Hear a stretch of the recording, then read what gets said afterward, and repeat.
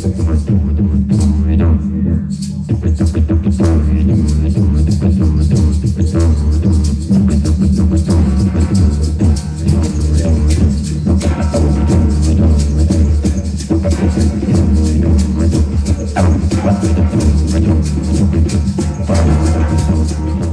to the Dream Freedom Beauty Podcast. Dan D. Lyon returns for a conversation that brings illumination to our situations as individuals in what is becoming a global society. We talk about alchemical spagyric processes. Dan explains what they are and how they pertain to our current times where science and spirit seem separate. We also get into how to act in spiritual activism. We're your hosts, Sisters Natalie And Lizzie Ross. Dream Freedom Beauty is a podcast for free spirits who yearn to connect deeply with their intuition and manifest their dream lives in harmony with the earth. You can find the podcast show notes at dreamfreedombeauty.com. Welcome to the Dream Freedom Beauty Podcast. Today our guest is Dan D. Lyon. Hi, Dan, and thanks for being with us today. Hi, many blessings. So we're going to do what we do, which is just find yourself in your body, wherever you are. Take a couple nice deep breaths. And if there's any intention you'd like to set, or any guides you'd like to ask to be present with you, any guidance you're seeking, take a moment and let that become clear.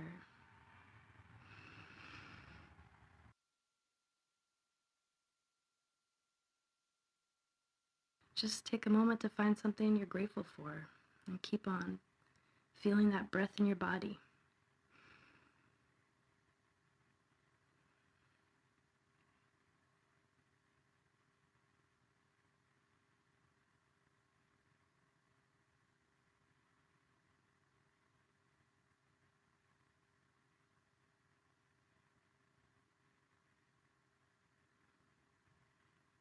And whenever you guys are ready,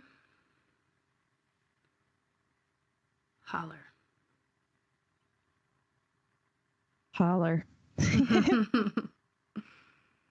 an interesting mantra.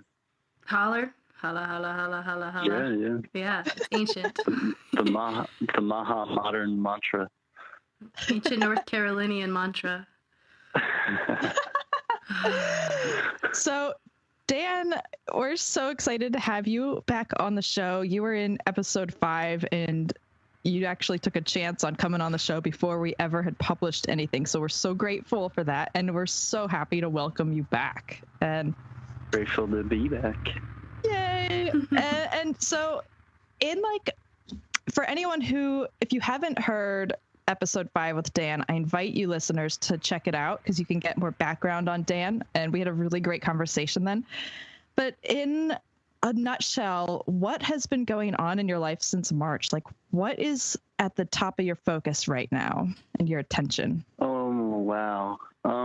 I would say pretty much utter sheer survival and transformation of our culture at breakneck speed. I think that's pretty much everyone is starting to get a sense of, I would just say perhaps boundary dissolution, catastrophe, and utter sheer chaos. And I know that it's going to take a lot of understanding and communication to keep things together and to keep providing solutions. So I'm pretty much entirely embedded in seeking answers from the natural forces about what can be done and what can we do at this time, and how is the role of our lives, our existence, significant in this juncture of time. So that's pretty much what I've been up to. Basically what I do is I travel quite often and teach classes and then head to the woods and basically sit and meditate and cook on a fire and come out every once in a while. I guess I'm kind of like the Yeti and visit a lot of friends and basically have a whole network of communities that I try to continue to share, inspire, and communicate and activate with.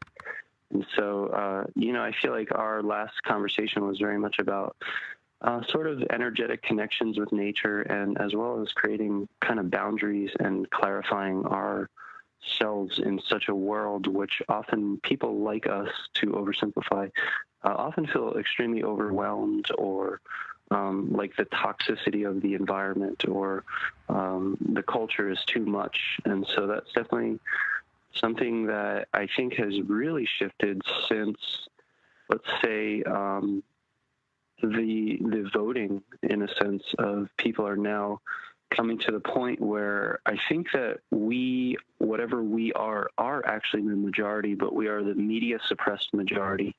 And it's really powerful that perhaps, you know, Bernie Sanders and the people who voted for him, or, you know, alternative third parties, are really realizing is that there's a heck of a lot more than we thought as far as people who want change. Beautifully said, Dan. And you mentioned a phrase in there that caught me, boundary dissolution. Can you unpack that a little more, what that means for you right now in our cultural climate, and especially the relationship between our society and the earth? It's interesting because, the first look and one would probably assume that it actually looks more like boundaries are being put up, walls are being put up, the black versus white, Muslim versus white, whatever, you know, Indian versus colonist, all these kind of chaotic walls are being not put up, though. They're being seen for what they have always been. And perhaps within that,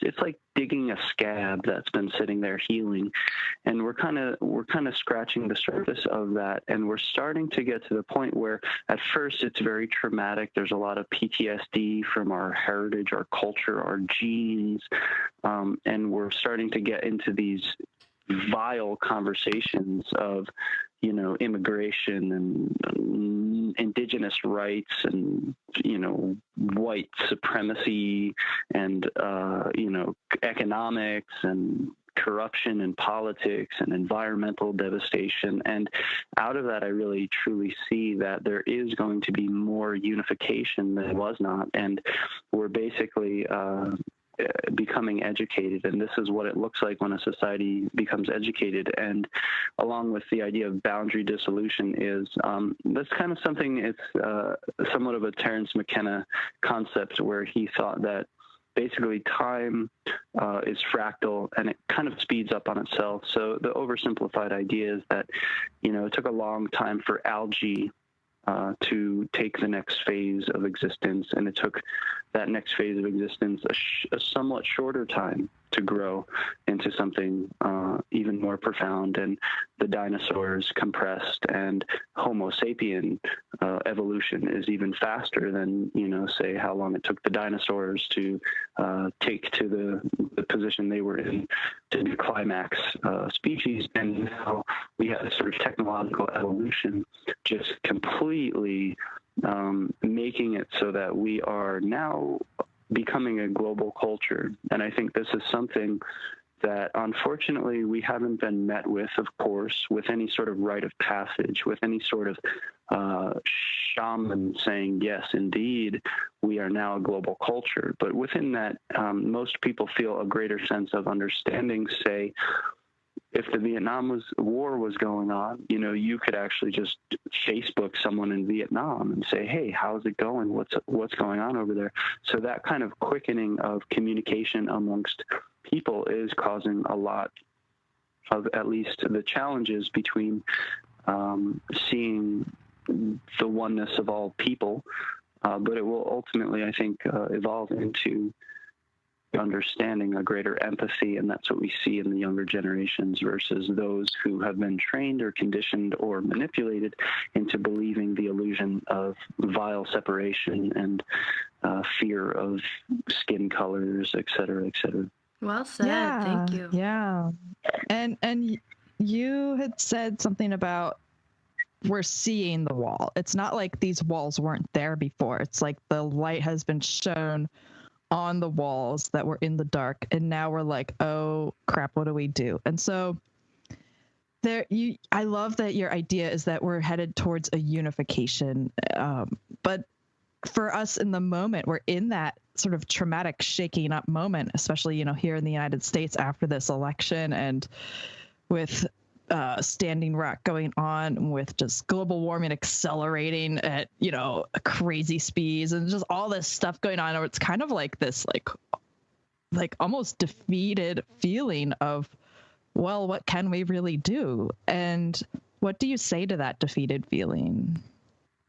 Well, that automatically implies that biology has no trajectory, that we somehow are not part of the biological trajectory, that Gaia has no mindfulness towards what is going on. And so then it becomes completely solely our responsibility. And the reverse of that would be that, you know, to put all responsibility on some other force, such as perhaps what we see in the like apocalyptic religions of, oh, it's written in scripture, this has been going to happen.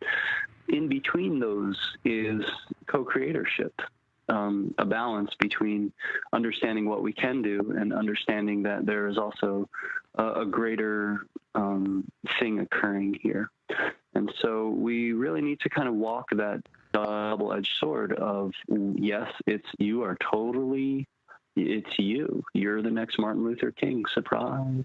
And it's becoming, the odds are becoming more intense. I mean, you have a Wi-Fi connection and a computer, and you can now webcast to, you know, 7 billion people if you get quote unquote popular enough. So we are really in profound times of both suffering and illusion, but also times of great change and great ability for ideas to spread farther and faster and wider than ever before. And this brings me back to sort of my own personal medicine questing with nature and ecology, and trying to understand what can be done, what meme can be spread, what, you know, little image in a sentence, or what little video clip, or what quote unquote challenge, like the ALS challenge or something, what can just light the culture on fire towards really rallying behind something sane, something that cuts through all of the noise, you know, and really gets behind something. And if we or you or anyone can achieve that, then it is going to change the world. And along with that, I just want to remind everyone that we are in the most, I mean, we are breaking history in the sense of the most historical experiences that we have ever had. Revolutions, transformations, meltdowns is all happening like within the last like 15 years. Like, for example, Standing Rock is the biggest indigenous protest in the world that has ever existed. We're going to continue to just topple over all of the previous understandings, and that's kind of another indicator of something like boundary dissolution. Like, we're starting to get to the point where it's like mass voices are being heard as one voice, you know? And there's also, I've heard lots of people who may have an inkling to go in the direction of their heart, saying that as they see these structures of society kind of crumbling or revealing their emptiness, they feel more compelled to follow that heart path, which is a little bit of a silver lining in dark times. So, Dan, you have been all over the country in the last couple months. What's the energy? What's the attitude you're feeling? How is it different in California than New Jersey? Well, I think there are general patterns, and then there are patterns that we might think have changed due to the elections, say. That would be a really easy thing. I think overall, yes, it appears as that through this election, chaos is ensuing, and suddenly everybody's different and changed, and there's a lot more trauma. And part of that is coming from media-driven culture. And a portion of that is actually propaganda, and we have to be very careful in these days and age, meaning fake websites, etc., stories that people post that just go rapid fire and have no validity. Yeah, I just want to interject in here too, because that what you're talking about is this like when someone posts something on Facebook about some dramatic thing, and then everyone just reposts it, and no one checks if it's freaking true. Yeah, this is part That's of a big deal. larger.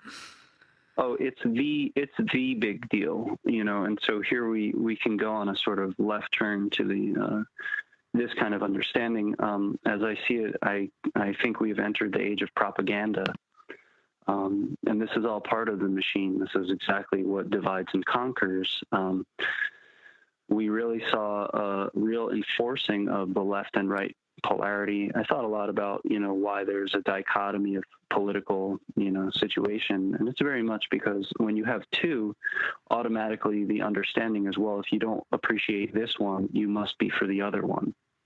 And that duality creates a certain sense of division, which really, it's like binaural psychology or something. Like if you only have two, think about in a relationship, when husband and wife, boyfriend and girlfriend are arguing, they both have beliefs about what had just ensued, and they both are invalidating the other person into what has ensued. And they get into what is called cognitive dissonance, where they cannot hear the other person's opinion or validate or at all see that what they're saying too could be at least for them. So we have that now culturally, and we have basically a world of propaganda. And so, of course, everyone, Trump is a child rapist and Hillary Clinton is a murderer because websites told us that. Yeah. And we have just shared it with fervor and passion. And now it's time to really be able to try to discern what's real and what is not real. One example that comes up is just the WikiLeaks emails. As a somewhat technical example, hopefully I can be brief about this portion of the illusion story.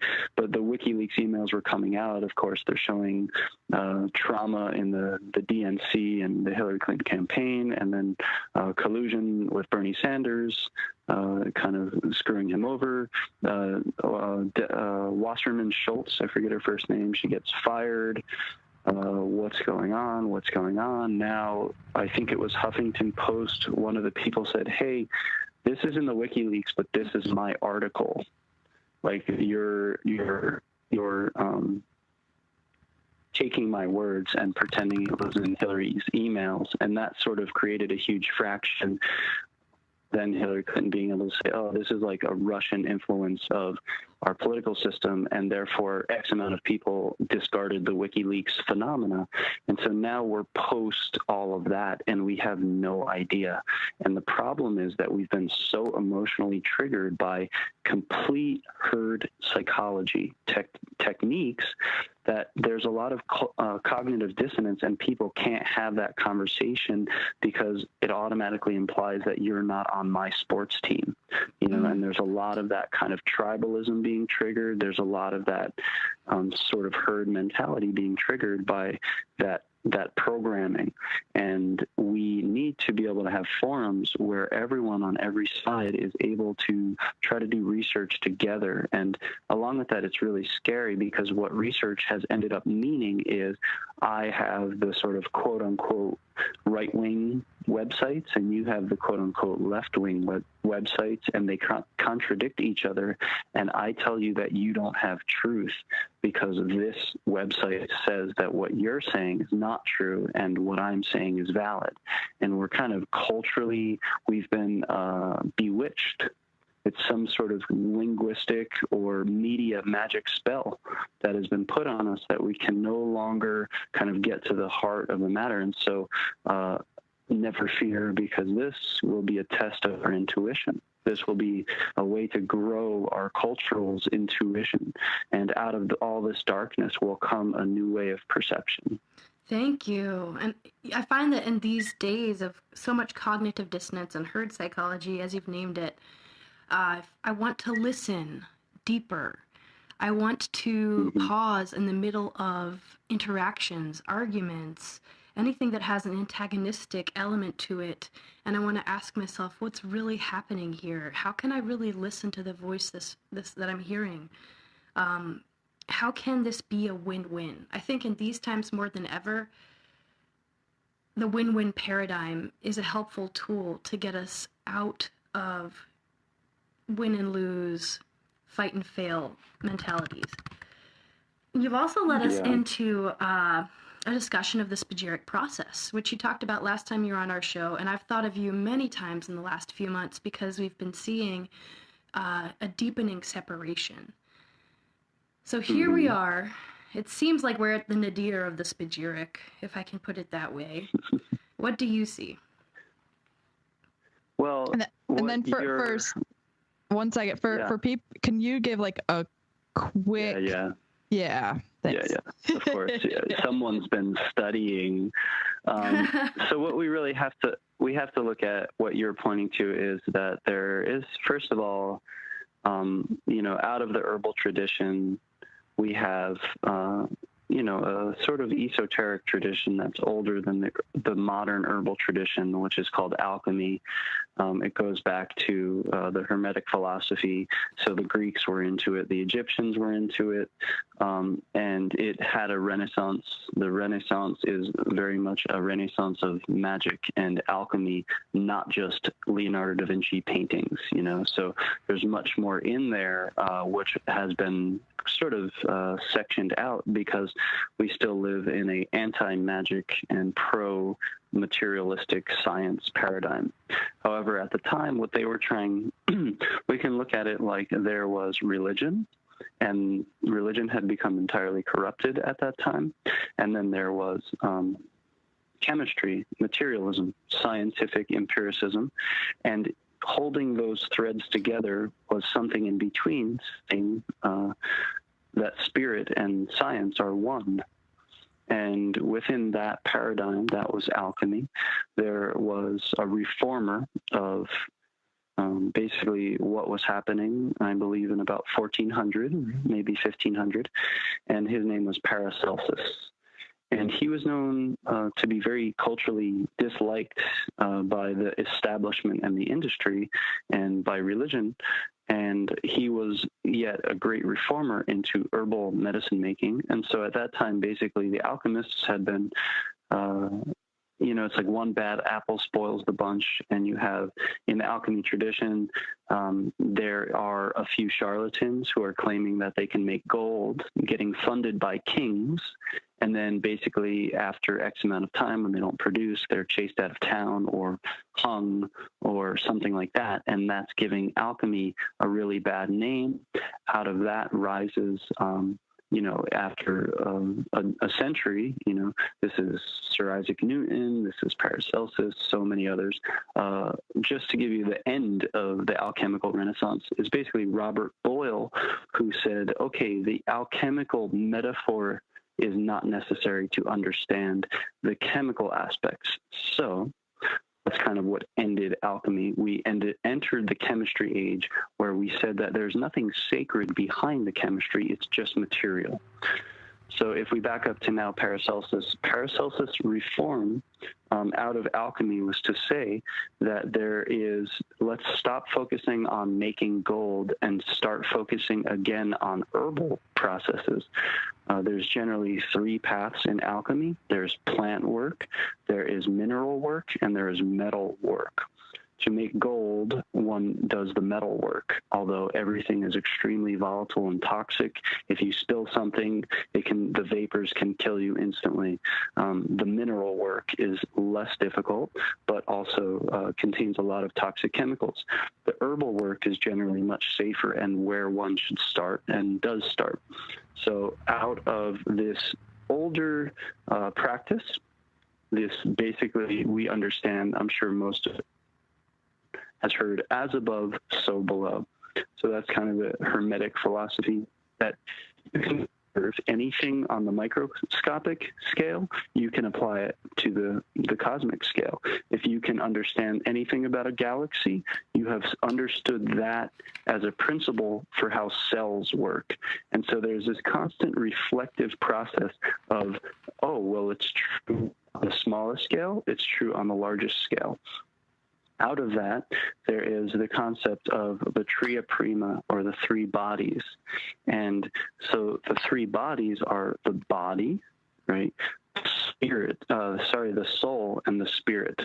So this is the Holy Trinity that was around long before Christianity, and it's very interesting. Eventually, the Trinity philosophy was banished to a duad philosophy, and therefore we never started discerning between the soul and the spirit. This is amazing. So It dovetails on a conversation we had with Bill Plotkin, student, recently about. Have you read any Bill Plotkin?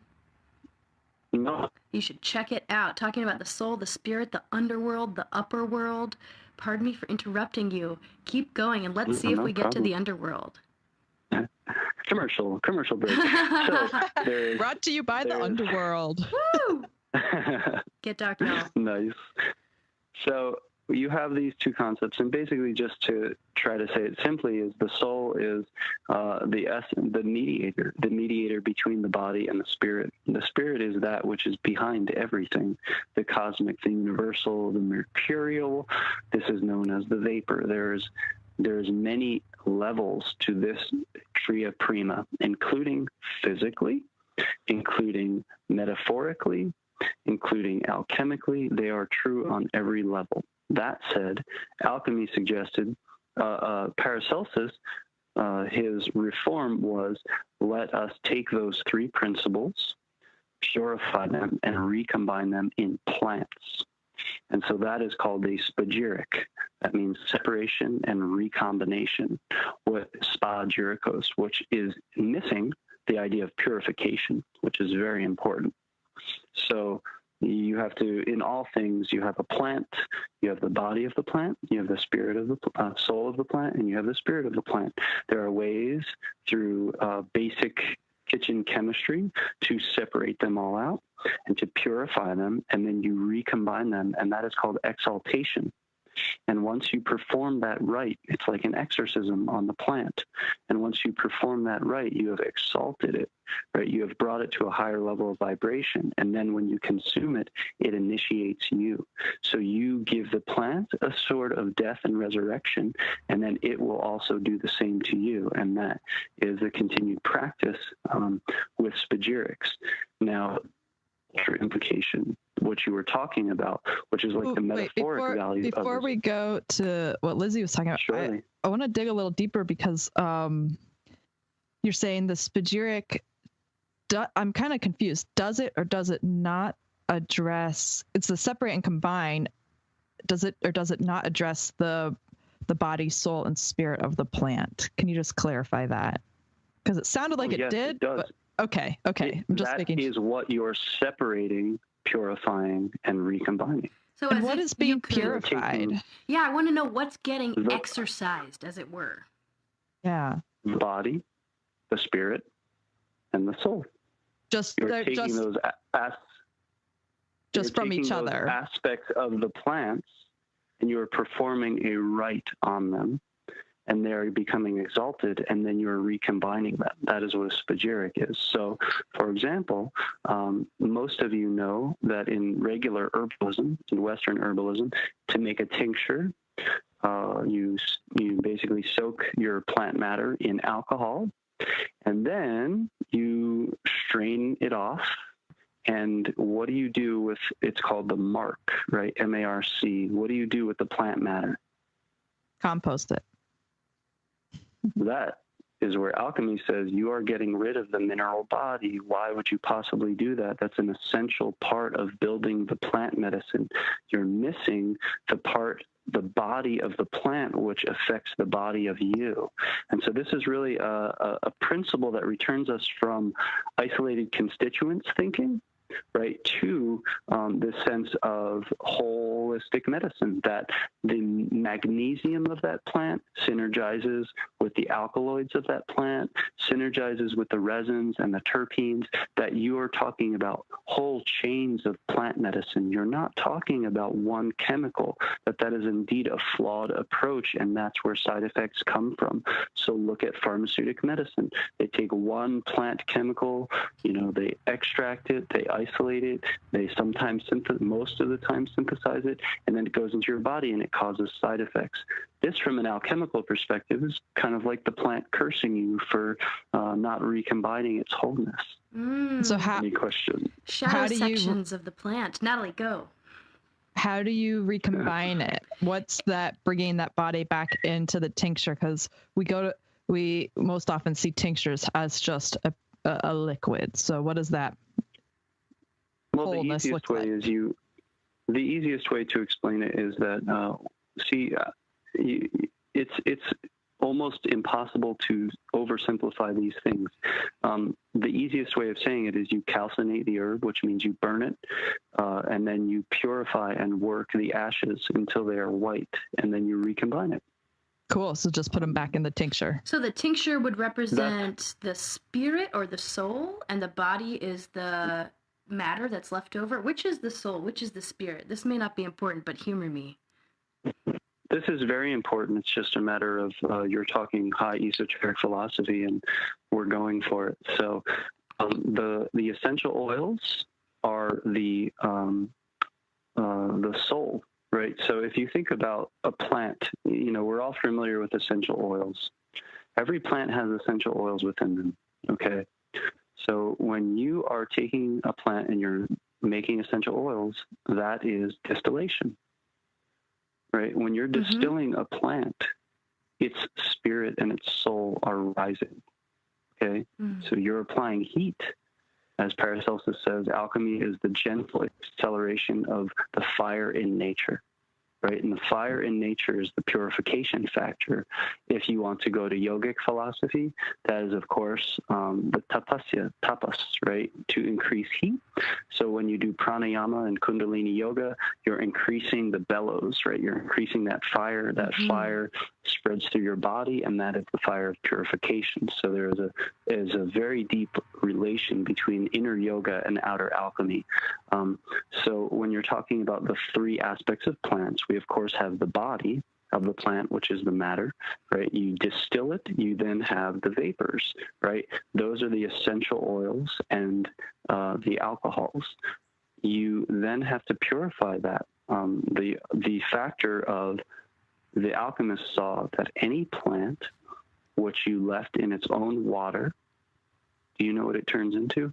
If you just take plant matter and put it in water? I have no idea. I guess it turns into... I've seen a squash in a compost bucket turn into delicious gelatinous goo.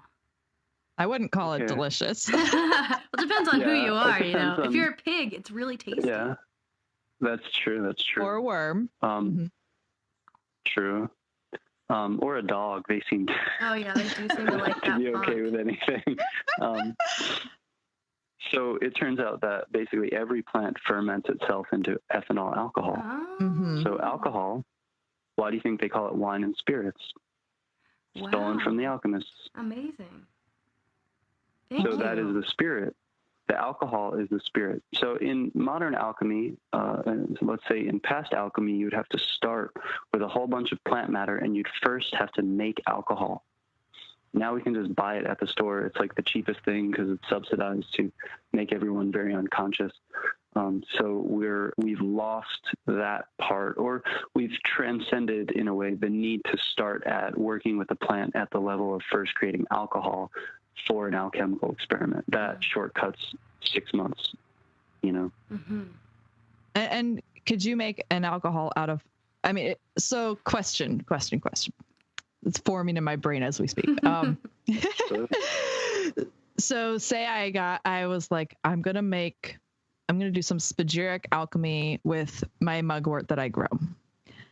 And then first, can I make a high enough alcohol concentration, an alcohol with a high enough concentration of alcohol to actually then make a tincture out of it? Is that okay? Yes.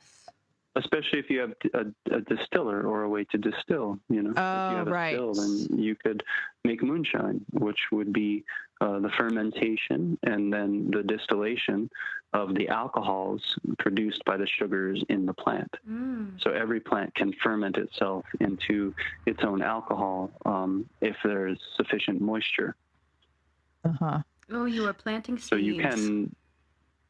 that is, moonshine production. You take corn, you sprout it to increase the sugar, and then you ferment it. That's called a wort, W-O-R-T. Every time you hear a plant, something wort, like mugwort, that means it was used in the fermentation process. And then you can distill that, and that would create just the alcohol. And that's what moonshine is, for example. So that distillation process comes from the alchemical practices, which is why the spirit rises. So you rise through gentle acceleration, you rise the spirit and the soul, and you kind of contain that, and that is the sense of purification. Now it's extracted. So let's take this knowledge and this great teaching that you've given us and apply this idea to the context of what's happening in the world now. If the world was a mugwort plant, where are we in the process? Well, it's interesting because the world is actually a crucible, an alchemical crucible, and in order to perform any alchemical experiment, you need a vessel. So in yoga, of course, the experiment is done within the vessel of the body, which is very much within the stomach, right? The place where the fire begins, right? So you're cooking, right? The root chakra is like the fire, right? It's red. And so that's cooking the contents.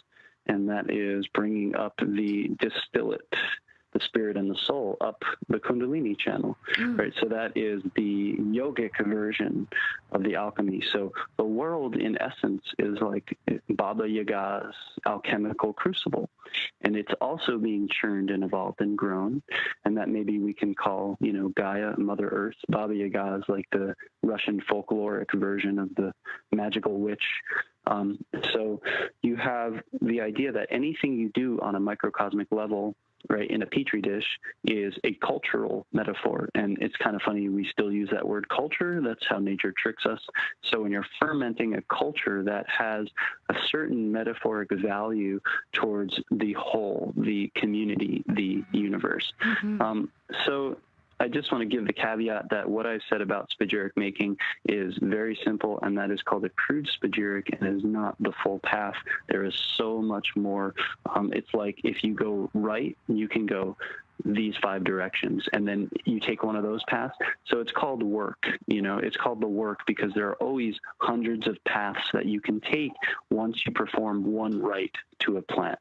So that said, the cultural implications of the alchemical experiment, in a way, is that we are stuck in isolated extract materialism. We have done the separation work. So if you look at species, all categorized. If you look at, botany, everything is in its individual constituents. You look at any ecological, biology, it's all isolated into individual constituents. We know the chemistry of each plant. We know everything has been all isolated and separated. We know demographics. We know statistics. We know who's this voter and who likes that. And now you add in like the NSA, and they just know who picks their nose on Tuesday by watching you on Facebook Live. And, I only do mine on Wednesday. They know that. I saw it on the NSA website. Every day. Yeah. Yeah. Let's all just take a little break and go for one of the bats in the cave.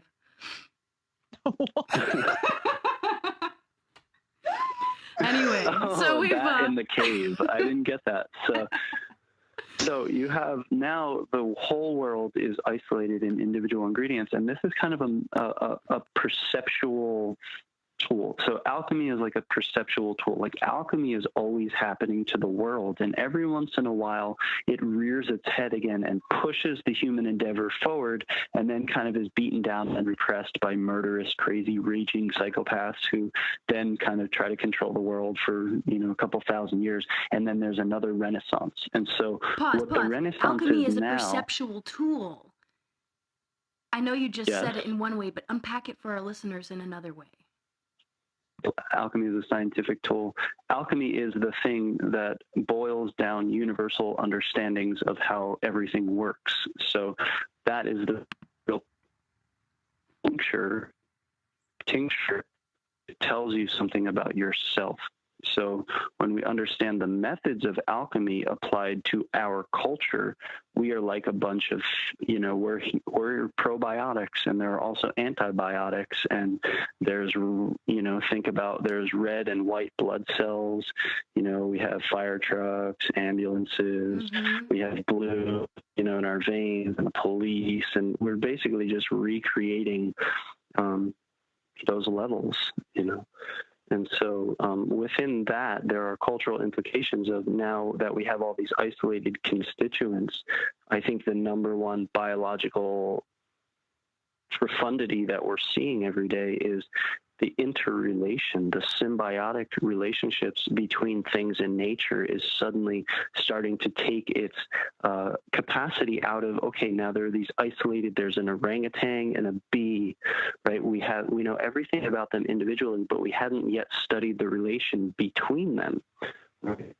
Now, what you're seeing is a transformation, like thanks to the mycology, really, the mycelium is teaching this new lesson to humans about symbiosis and how, every tree is connected to all the mycelium, and they're midwifing the whole situation, and everything is monitoring everything. And when you step your foot on mycelium, the tree is informed, and everything is in communication and speaking. And the next revelation, that's the alchemical revelation, is that the individual ingredients are not as important as their synergy between each other, energy in relation. So, we can take a simple example like a bee and a flower, right? And how they are interrelated, and that the bee might just see itself as an extension of the flower, and a flower might just say, that's my bee portion.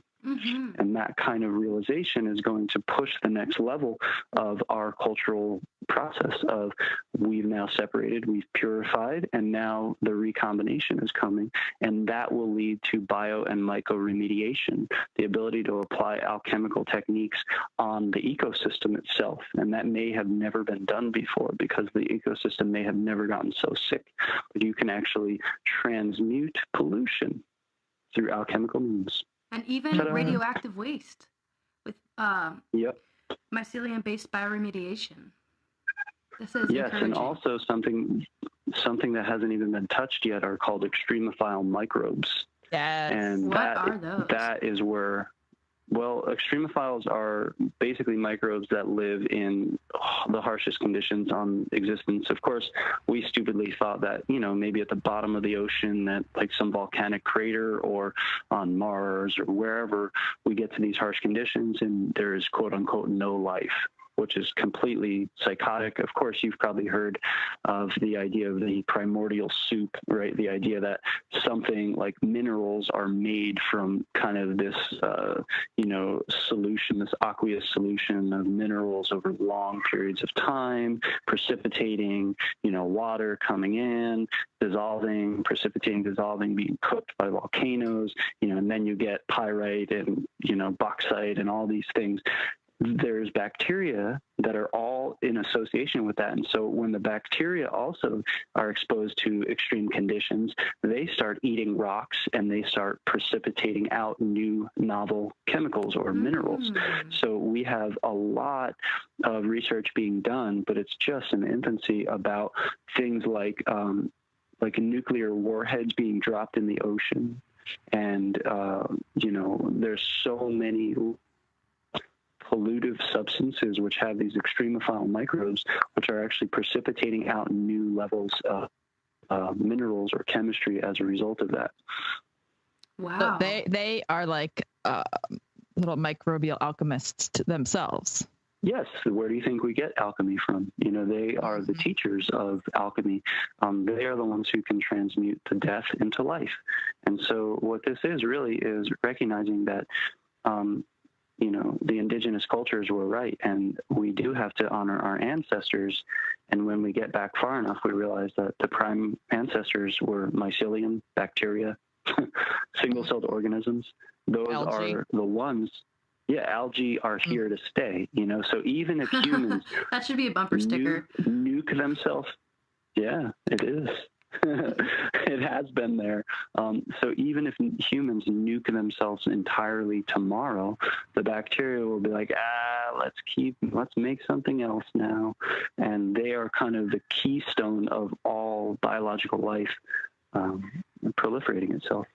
And I want to just kind of plug in here for any listeners who haven't explored the world of extremophiles or fungi and mycelium to just do a little research and find some interesting articles or an episode or something about extremophiles, especially because they're so fascinating. I mean, even just look on Netflix for something. I mean, they'll blow your mind.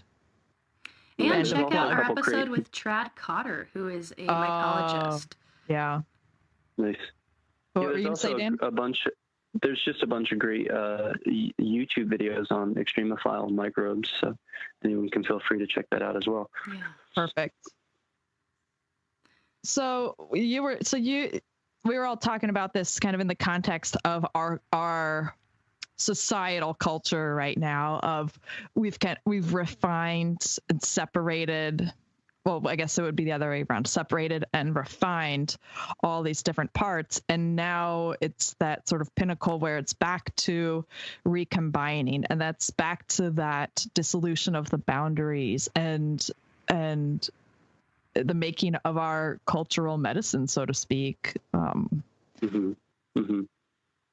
So, and truly the understanding of becoming a global culture where, we're back down to the 4 elements being something that we now have the entire yielding on. We've never been in a position where, earth, water, fire, and air could actually be depleted for our survival as a species. So now we kind of have our pulse on the base elements, Amazing perspective. Yeah, and I love how we're coming together in this alchemical creation of our global society and thinking about these new topics and these old topics in this new way. And so you're saying we have to look at earth, air, fire, and water from a new lens, from this position of we can't take them for granted. Boundary dissolution. Yeah. So Dan, what's next in this spagyric cultural transformation? Great. That is really the big question, and that's something we all have to understand and see our role. And of course, the easiest way of saying it is in biology, what biology shows us is that there is an all-in. It's all of it. Every single bit, every piece of the pie is very necessary. What that means as far as us in our cultural endeavor might be something like to honor the example that's being set at Standing Rock of the hashtag of something like water is life. So we must understand again through this elemental revelation that indeed water means you live and no water means you die. And it's really that simple. But in such a disconnected culture, that ends up being a kind of mystical revelation that's akin to walking on water, or that's akin to showing someone something that is a UFO. It's such a revelation for so many people, sadly, that's kind of the way in. Who can deny that water is life? And so, yes, many people will fight that idea and argue against that, but those are the kind of things that will start to break through amongst all the dross, amongst all the chatter, amongst all the panic. There's going to be more and more as the earth kind of shows itself to humans. Once again, we're going to start understanding, like vegetables just don't come from the grocery store. They have to be grown, and soil and that whole symbiotic experience again, right? Like your food will not keep you and your family alive if it's not grown in healthy conditions. So we're starting to get... Well, I just want to put in here, the other day I was just thinking, and I came up with this thing of there's diamonds are forever. And I was like, but this flip side was soil isn't forever. And people don't realize that soil doesn't just stick around. You can't just work soil forever. You have to feed it and give it back. And soil. Right. So I was like, does it make sense? Soil isn't forever, because it is forever, but but it's like we need to nurture it and care for it. It's not a diamond. It doesn't just like, it's not. It needs especially that in America where we inherited these inherited is a very generous word, but where the colonists took over grasslands and forests that had been nurtured for centuries by the plant matter from the grass and the leaves in the forests and on the ground. That rich layer of humus. Yeah, buffalo stamping this humus into the soil. And I mean, I'm mixing up all these words. You guys could both talk about this better than me. Poop. Buffalo poop. Gold. Buffalo poop. It is gold. And you can't just make that in a second. And you know what happens when it goes away? The Dust Bowl. Poop is forever. Yeah. Awesome. Poop is inevitable. Well, you know what? So do you see, these are all the elemental realizations. They are of earth, water, fire, and air. They are the realization that this stuff is finite, is not something, if you treat it poorly, will stop existing and you'll die. And so the fire aspect's really interesting. Would you say that oil plays in with the fire because we combust it?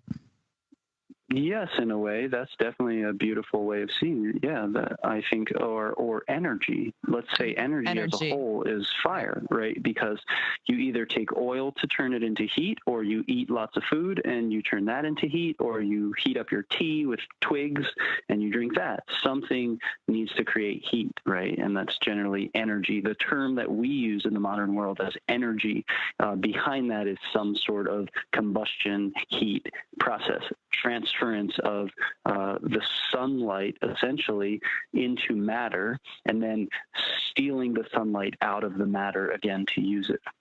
Mm-hmm. So the breaking of a bond, the movement. Yeah, or the what would you call it? The speeding up of the atoms, right? And they create some sort of heat. So you when you light a twig on fire, it's the atoms are clashing together. I guess it's the electrons, right? Yeah. And the atoms, they're clashing together and they're generating heat. A whole lot of friction. Whole lot of friction. God, so like we definitely have that element. That is the heat element, which is causing the cultural spagyric process or the cultural evolution process, right? We definitely have plenty of heat. Just look around. Everybody's on fire. Everybody's got opinions. Everybody's super aggressive. Everybody's got something to say. And we're trying to churn that into something, right? And that's what bubbles up the new medicine. That's what bubbles up the alchemical medicine, right? The philosopher's stone comes out. And so what we just became for like 20 seconds was like a meme think tank. And so you got a kind of revelation, right? I would say from nature or the cosmos, right? And you get this idea of like, okay, well, diamonds are forever is a very strong meme in our culture. How to transmutate that meme and turn it into something that can be spread as a profound message. And so soil is not forever, right? That's a very interesting idea. And if you sit with your friends and you make that kind of a mission, right? Just like a think tank would do for a corporation to get people to buy shit they don't need, we can then come to a position of how can we get this meme like really potent, and what can we do? And then how can we do a campaign to spread it through social media? Use propaganda against itself, though. I know, but really though, and it's funny because like okay, someone out there might know the whole story about this, but I remember seeing somewhere that in the early days, of propaganda, especially in Russia, that created such a strong movement and sort of branding. And then people were like, that's genius, and they wanted to use it, but propaganda wouldn't like sit right with the people, so they called it marketing. And so here we are doing our own marketing and propaganda, and like I'm gonna just say it, Lizzie and I started this to like join that and put out another voice, one that wasn't full of fucking BS. Yeah. Yeah, and I don't see it I see it as the breaking the illusion of propaganda versus creating more propaganda, or at least that would be our goal, is to not make it, like, so there's a huge, I had a comment with someone who came from Russia, out of communism. A lot of those people really appreciate Canada. Really appreciate what?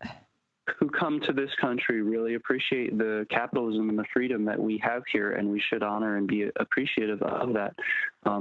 And so basically it disappeared into the ether. The thought. So here it is. So we got into this conversation about the pros and cons of economics and the way it is, and the fossil fuel use. And of course, we get into the idea of global warming and how sadly there is such a flaw in that term. So the idea of global warming causes the idea that the earth is warming itself. And although we know that generally record-breaking temperatures are occurring, people are not tangibly seeing that in their own houses and backyards. So we switch the propaganda to climate change, and so now there's a huge bunch of phenomena called climate change denialism, et cetera, et cetera. It's really insightful. I recommend anybody to check out Leonardo DiCaprio's documentary. Kind of talks about that. And of course, the oil industry is behind and funding most of the people in the government who are pushing the anti-climate change agenda. But I had a thought in that moment, and I asked him, we talked about garbage and how there are these machines that actually separate organic matter and plastic, and, they incinerate it at different rates and how it's like getting better and better. And I'm like, okay, great. But do you want your grandchildren to be in a position where plastic is burning? And he said, no, it's not necessary. And I realized that what the work is here, and you see like Elon Musk and this new solar panel technology coming out, and there's a real question of let's not scare people, right? Not everybody's going to listen to the idea of global warming or climate change. Everybody possibly can get behind, wait, do you want free energy? Do you want less pollution? Do you want a less dirty place to exist? And then suddenly people say, yeah, that sounds reasonable to me. Versus having a 6-hour debate whether climate change is real or not, there can just be these solutions, right? So how do we take these realizations so that we are in a very devastating situation and turn them into basically a way for people to just follow into change or solutions? So that's kind of what I see as maybe called sacred activism. And the idea of, instead of fighting against something, how do we take that sentiment and transmute it into something that is for something else, right? So I can isolate a lot of people telling them they're horrible for not farming, or I could show them how to farm, and that's going to be very helpful. And although all of it is necessary, and we are going to need people in the streets going crazy, and we're going to need people refusing to buy certain products. We're going to need people switching from banks to credit unions. We're going to need people who teach local skills and homesteading and foraging, and that's all part of this whole network of awakening, which is really following what biology is doing, which says everything has a role. All of it is necessary. Stop pointing your finger at what's wrong with everything else and just contribute towards the transformation. Amen. Amen, yeah. A woman. Woman. Whoa, man. Wow. Woo! Waheguru. Oh, yeah. Yes. Awesome. And then you said it there. You said the words, the sacred activism words. And that's a big, we've had that theme a couple times on our show now about sacred activism and spiritual activism, and like, what does that look like and what does that mean? And you put forth a very brilliant idea here of it's like literally be the change, that's putting it into action. Be Gandhi's the change. That's what Gandhi said. Be the change you wish to be in the world. And we're all trying to do our best with that. And the thing is we can't fracture ourselves with, you're being the change in that way, and that's hypocritical because of that. Right. And that's where we're at in our culture right now, is we are demanding perfection from a lot of us, or the phenomena is demanding perfection from other people and not really being able to fulfill that. So as they say, when you're pointing one finger at someone else, look at the 3 fingers pointing at you. I love that. And so some options. Let's just talk about some grounded options. One of them is... Before we get into them, can I just give everyone permission right now to not be perfect? Yes. I grant the permission to fuck up and to not be perfect. Yeah. Okay, back grounded to the grounded options. Yeah. Yeah, well, it's funny because I call what you're saying is Al Gore syndrome, which means that Al Gore makes a movie about global warming, flies around the world in a private jet, and everybody's like, what is this hypocrite? Like, if that's true, he's just making it happen faster. Like, there's something wrong with the scenario. And so then it's like, okay, driving to Standing Rock, burning fossil fuels, protesting fossil fuels. We have all these we have been forced into hypocrisy. And it's a sad situation. And that doesn't mean don't drive somewhere to protest or to take your stand, but also we need some everybody can do scenarios, right? So let's look at some potential everybody can do scenarios. So here's what I've been working on as far as trying to get some ideas for that. I see that the way through basically is, and this really happened at Standing Rock. So they're not protesters, they're protectors. And this is a transmutation of a cultural meme, and understanding that they are demonstrating prayer. They're not protesting a pipeline is a huge, huge difference in semantics, energy, as well as the legal system. And it's really amazing. I want to just remind anybody who's going to listen to this, there's one screw up that the government did. It's called the Religious Freedoms Restoration Act. Bill Clinton signed it in 1993. It is the way in to, again, having an evolution of our spirituality, where we are able to take our spiritual practices and through the Religious Freedoms Restoration Act, gain freedom for that. And that act had enabled the ayahuasca churches to work in the United States and the Native American church to carry peyote. And those are both illegal, quote unquote, drugs that are now covered and protected under this Religious Freedoms Restoration Act. So that sacred dimension is something that we can really work with. So along with that, I've started some Facebook groups, which it's like for everybody. So I just want to throw them out there for anybody who's listening. One of the first ideas I really came across, being inspired by Don Mala, is the idea of plant medicine mandalas. Mm-hmm. And the idea of making mandalas in the middle of places, even if it's with the garbage that was around, or a plant mandala right on the path, just doing something that shows that there's been something sacred here and that nature is beautiful can be a very profound step. Along with that, imagine if there was a way where, 2,000 people brought leaves to the center of Walmart and they just made this huge plant mandala and left. Oh, or, take over the parking lot, something like that. Some flash mob plant mandalas? Exactly. So those are kind of ways that are so benevolent that they can't be beaten up. It's like, who's going to beat you up for that? That's what we need to transcend. We need to transcend the us versus them fighting against each other paradigm, which gets us back to the idea of, Trump versus Hillary, duality kind of world. The second vision about that is the idea of sacred activism and flash mobs. And I do have a group that it's not picked up on Facebook, but these are ideas that everybody out there can take.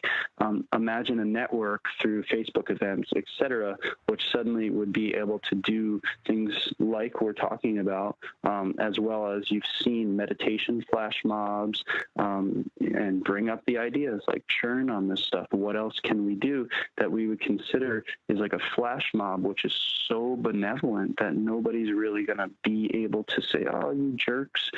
It's one thing if you're holding signs and saying, this is wrong, this is wrong, this is wrong. It's another thing if you're just inspiring people into like beauty and tears and feeling like a ridiculous asshole for being so isolated and stuck. And that's what I think is going to break through. I guess we had a weekend of churning on this, me and some friends, and we came up with maybe one of the ideas we had, which was we called it a love more bomb, which is that imagine if you all like suddenly snuck into a store, like every minute somebody else would come in. And so nobody would realize, but suddenly the store was totally packed with all these conspirators. And suddenly they just start whispering, love more, love more, love more, love more, love more, love more. And it just becomes a crazy cacophony of screaming, love more. Yes. And then everybody's like, thank you. We just want you to love more. Have a beautiful day. So the idea of kind of taking the fear of bombs and terrorism and bad people out there and kind of like tricking people into, look how scary it was. We said love more. Have a nice day. That coyote energy. Yeah. Dislodge our dogma, shake things up a little bit, open some room for new options. Yeah. And what's wrong with saying love more? Nothing. Like. Right. And it's also a more empowered stance. Instead of a protester with a sign saying, you won't let me do this, showing up and exuding the energy of the archetype or the action you want to be in that moment. Yes, but all of it, you know what I mean? And if you want to go out there and you're angry, you should, you're justified in that anger. It is an atrocious situation. Somehow it needs to be in a position where, again, look at biology. One tree is dying, one tree is birthing. My son is eating this, and a tiger is eating a lion is, all this is happening at once. And that's something that is really like the ultimate work is the biological culture jam, where it's all in. And we saw this in the 60s, we saw this whole thing of different factions of groups uniting under one banner, right? Mm-hmm. And so it was chaotic, and it's like the controlled chaos, the dance of, complete chaos into form. And these acts, I believe, if you want to be a leader in your community, to birth these acts, these are the things that are going to help channel and bring people forth in a way that's productive and sacred versus angry. And if one person burns a car, that's going to go all over media. And it's going to make all of us look bad. So we really are in a revolution which needs to be on its best behavior, its kindest, most benevolent behavior, and then it's unstoppable. And this is what Gandhi showed with freeing India, where we're so caring and we're so loving that, that's where it's going to be. The revolution will be led by grandmothers, not by angry men. Beautiful. Who have pitchforks. Yeah. It's going to be grandmas in the street saying enough is enough. This is energy. We need something sacred. It's time now. It's time to transcend fossil fuels. Here we are. And no cop is going to be able to beat up a grandma. But you have like a bunch of angry men. They're just going to get into a fight and go to jail. And this is some of the underlying principles. Changed. Mm-hmm. Yeah, it's the cycle that keeps going on and on and on. This is what we're stuck in. That's the cultural problem is, they expect a fight. And when we come out to fight, now it's the NSA spying on us. It's drones. It's, LRAD technology. It's pepper spray out of like fire extinguishers. It's not a violent fight that we're going to win. It's, we need to stop drinking booze and thinking we're in the Civil War because it ain't going to work. Yeah. The powerful phrase now is I see you. It's not. Nice. It's not this violence against one another. It's calling out what you witness, and like you said, embodying that kindness and benevolence, because that is unstoppable. Yeah, true. And then were there more points to this too? Because you had 1 and 2. Wait, what? Were there more? You were talking about the grounding points of the spiritual activism, and I'm just wondering if. So you touched on point 1 and then point 2. How many points are there? I just want to make sure we cover millions of points. I'm not sure, crap. Debbie. So let me just add one more, which is a Facebook group that's actually kind of starting to take off, which is a rallying cry called Green Revolution Now. And anybody can feel free to join that as well. We'll and put that in the show notes. Cool. Yeah, that is just the simple idea of if we can get 100,000 people or 500,000 people or 1 million people who, imagine if we just had a petition and it's just like, hey, everybody sign this, tell them what you want. And suddenly it goes from like 20,000 people to like 600,000 people say change your energy policy now. So this is kind of a banner. If we can look at what we want, I think that I've been trying to think about what the Black Lives Matter, the indigenous rights, like all this thing, how can it kind of be unified? And there is such a potential and a need for an energy transition. I think that's one of the fundamental problems here. We have this kind of like cultural valuing, right? Looking to our roots and understanding sort of dominant culture situation, the tribalism, all of that. And then also technological revolution. And in Leonardo DiCaprio's movie, they basically mentioned that, like, I think it was in Sweden, like they had people in the streets demanding clean energy, and now they're like on top. So the man in the interview was saying he was very surprised how it works so well. So those are ideas for kind of Facebook groups, but also memes, things that you can explore and work with. So those are some of the groups, and start your own and try to just cut through the mire of all this nonsense. You know, cat videos are cute, but you know, it's time for really taking control of that sort of technology. Take your cat to the streets. Preferably in a sweater. You know what? Yeah. I think if we could just make cats into solar panels, we'd have it all figured out. And That's true. And our mom has always said if we could harness the energy of tail wags from dogs, then we wouldn't need any outside sources of energy. So someone out there, get to work.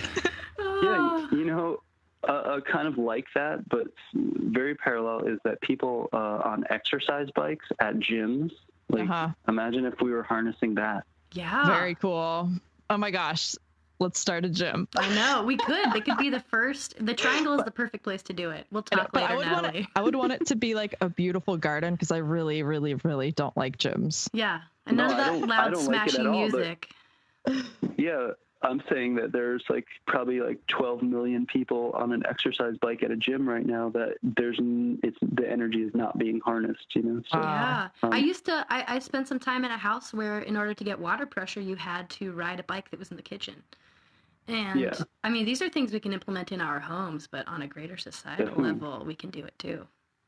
Very cool. Both at once, you know, as above, so below. Yes. The microcosm and the macrocosm need to change at once. So there's this tremendous finger pointing between the industry saying, well, you guys aren't demanding it, and people saying, oh, well, the industry's not changing it.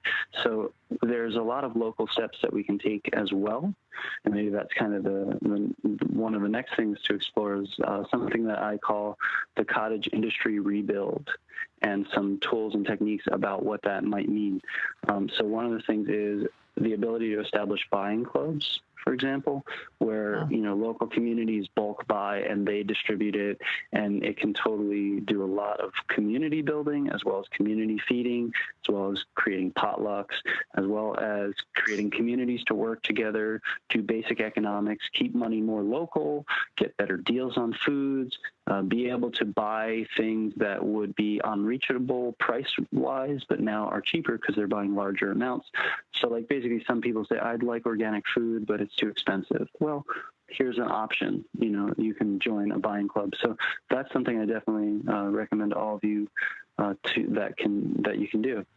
The other part of that is localizing and reskilling. So, you know, host potlucks, host movie viewings, host community events, start bringing in teachers, maybe teachers with good ideas about, you know, foraging or fixing your car or bike repair, or, you know, a speech about green revolution or green technology, or a solar panel maker, or just kind of try to start getting communities really skilled up for the coming changes. And that's either to avoid catastrophe or to be the change.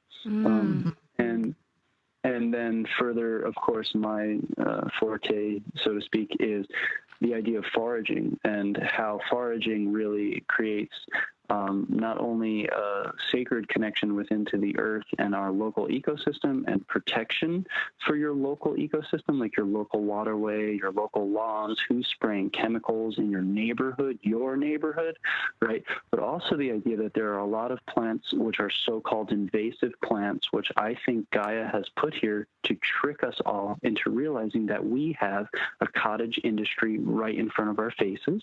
So if you're a basket maker, or if you want to be a basket maker, there's something, for example, called Oriental Bittersweet. Nobody knows what to do with it. Some people spray it with chemicals. We can harvest that, make dream catchers, baskets, furniture. You can make 150 things out of it, and you could have your little Etsy store. I have a huge one on the tree across the street from me. Mm-hmm. Yeah, it's also actually an Ayurvedic. There's the genus of that plant is an Ayurvedic medicinal plant. So there's a lot to be learned about looking at other cultural medicinal traditions. For your van plan with crowdfunding, is there a place people can go right now and donate online? Indeed. Sure. So one of the things that I'm trying to do is basically get into a van and customize it to have a solar panel on the roof so that I can get internet and phone charged, and then have shelving and drive very sparsely, collecting and foraging herbs and drying them, and then bringing them to key hub locations to not only make medicines and share medicines and foods, but also to teach. And so basically to have a roving herbalism and foraging school that I come to people's towns and stay for a week or a month or 2 months or 6 months and really kind of raise up all these ideas and try to help discussion and teach foraging and herbalism. So that is actually on, it's GoFundMe.com/return to nature. And I also have a lot of like herbal products and things as incentives. So, you can donate for raw chocolate, or you can donate for reishi or osha tincture, or I even have t-shirts up there. So anyone feel free to check that out and be part of really raising that up. And I hope to come to a town or a village near you. Yeah, and we'll put that in the show notes too if you want to act on that. Any of our listeners, just go to dreamfreedombeauty.com and the link for Dan's episode will be there. Awesome. And I'm looking at this right now. I want to pause here because I think I want to really show people what you got going on here. You're aiming for 11.1K and you've got $8,476 right now. So you're so close. There. You're so close. And you've got some really cool stuff. So you've got this mentorship for an online mentorship program, and that's a great deal if it's a monthly online mentorship for only $425. Is that for the full year of 2017? Mostly like March to November or something. A lot of, the winter is kind of time to reap your harvest, so to speak. And that's like roughly $50 or something like that. I figured it out. So that'll be a great program. And I also do an actual in-physical 4 seasons camping mentorship, which is coming up next year. So anybody can feel free to check that out. On my website is returntonature.us. Online consultations, mentorships, herbal packages, tea blends, reishi tinctures, all kinds of fun stuff on there. Yeah, you've got webinars. This is cool. Definitely everybody listening. Just if you give a shit at all. Don't you want to hear more from this man? I want to encourage you to just give at least $10. You got $10. Come on, anything. Come on. One of the visions was just 1111, right? 1111. So that was the whole thing. It was actually the amount is $11,111, but GoFundMe doesn't allow you to have those dividends. So $11.11 plus everything basically I'm doing. Yeah. Oh no! He cut out. He cut out. Can you hear us, Dan? Oh no. Dan, do you read me? Oh no. Oh no, did he go? Did he just fall off? I think it disconnected. But I also want to say, I'll just want to record this so you can put this in when you're doing this, because I'll recall him here. While I'm recalling him is conversation. Add. How do I add someone? Add people. There we go. There we go. It's calling him back.